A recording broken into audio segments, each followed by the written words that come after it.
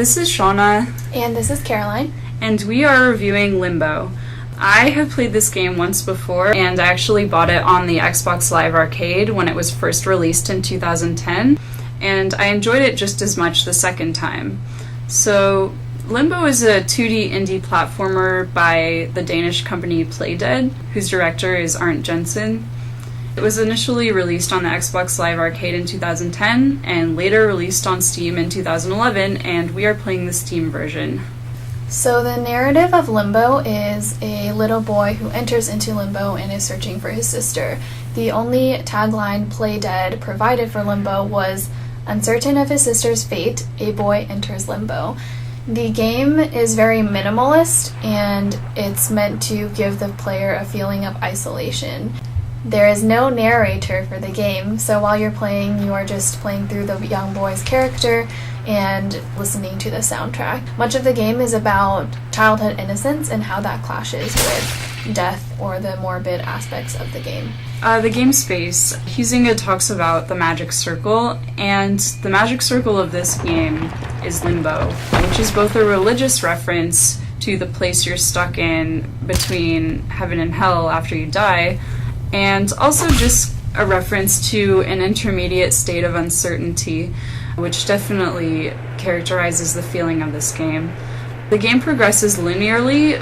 You can only really progress to the right, but it's also a cycle, interestingly enough, because you kind of end in the same place that you started. So, as mentioned earlier, the game aesthetics are minimalist, and the entire game is grayscale or black and white. It's interesting to see how the game designers rendered it so that the foreground is darker and the background is lighter, so you get a sense of depth, and this sets it up for the atmosphere. Everything is silhouetted, and the renderings are pretty blurry and grainy. This is also meant to reflect the fact that the player is in limbo, where things are uncertain. The sound is actually an interesting aspect of this game because it's so minimal. I wouldn't really consider it to have a soundtrack per se, but it does have ambient music that plays throughout most of the game. Sometimes it's just background music of frogs croaking, crickets chirping, or flies buzzing. Yeah, or flies buzzing around, which is actually kind of nasty because the flies are buzzing around decaying corpses. But during some stressful and disturbing moments, it does play some sounds that are similar to gears grinding or something that just sounds very disturbing. These sounds are used to highlight these stressful moments. So the game controls for Limbo are fairly simple. You use the left and right arrows to move forward or backward, and you use the up arrow key to jump. And finally, the control key allows you to interact with the in-game objects. So for example, if there is something that you need to push or pull, like a box, you can use control to do so. This ties into Jesper Juhl's idea of the difficulty metaphor. In this case, you're using the controller or the keyboard to interact with different things in the game, various objects of the game, and the character isn't hard to control at all because you really only need to use 3 to 4 keys to navigate the maps. As for the game mechanics, Limbo is physics puzzle based, which is fairly common amongst 2D indie platformers. The interesting thing about this is that in many cases the fiction does not cue the rules of the game, as Jesper Juhl talks about, and the game designers intend for you to die first in order to figure out the solution. You can see this happening in many different parts of the game.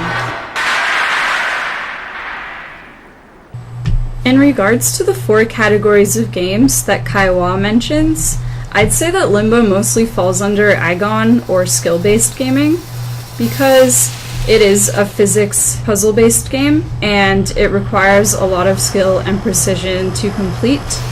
A lot of the puzzles also require you to repeat them over and over until you get them right, or until you just get 1 split second faster so that you can make it. There are a few mechanics that are explored throughout the game.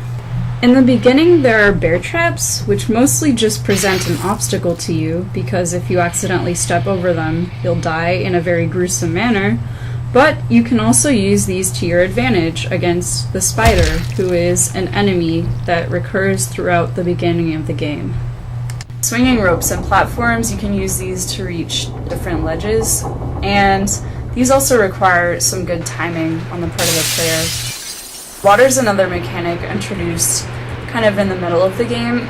You can use water to make different things float and cross platforms at different levels.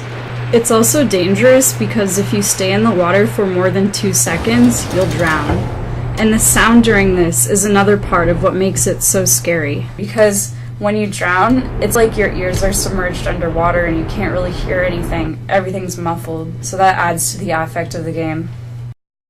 The brainworms are an interesting mechanic in this game. They latch onto your head and force you to only move in one direction. The player experiences this feeling of a loss of control, which ties into limbo as the theme of the game.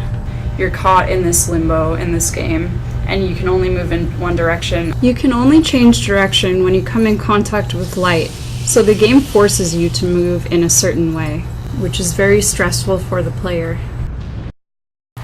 Another game mechanic is pressure-sensitive buttons and traps. So you would step on these buttons in order to activate something, such as an elevator, or perhaps release a crane that is holding a box.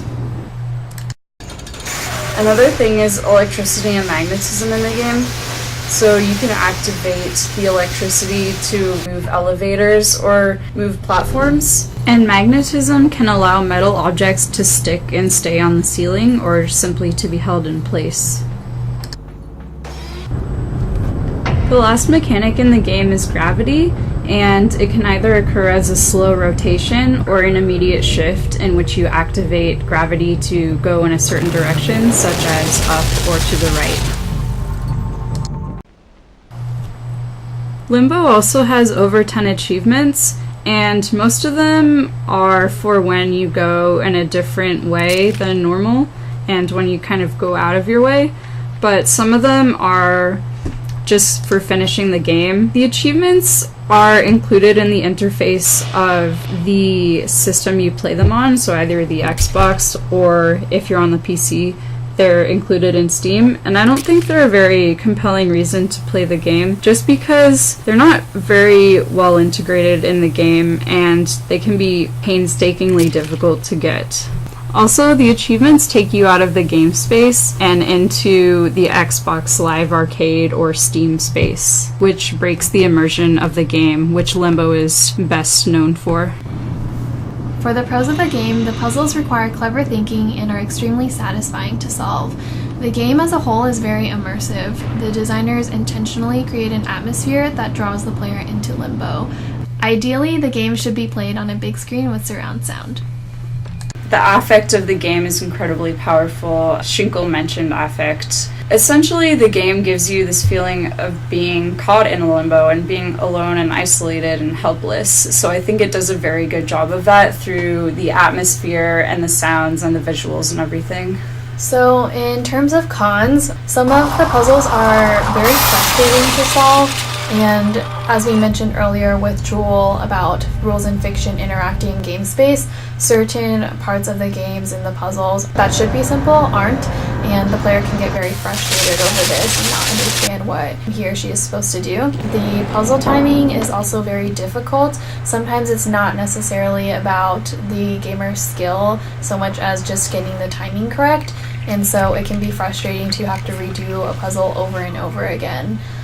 Another thing was that, to me, the game felt a bit rushed. There were a lot of mechanics introduced in the game, like I was talking about the bear traps and the gravity puzzles and everything. And I think the bear trap mechanic was explored pretty well because it was throughout the beginning of the game, but then as it progressed, the game kind of introduced more and more mechanics, and I don't think they were fully explored. I think they could have taken a lot more time to develop each of these mechanics and given more time for the player to try to solve puzzles involving them. Also, the game ended pretty abruptly, so a lot of people feel like that detracts from the experience of the game.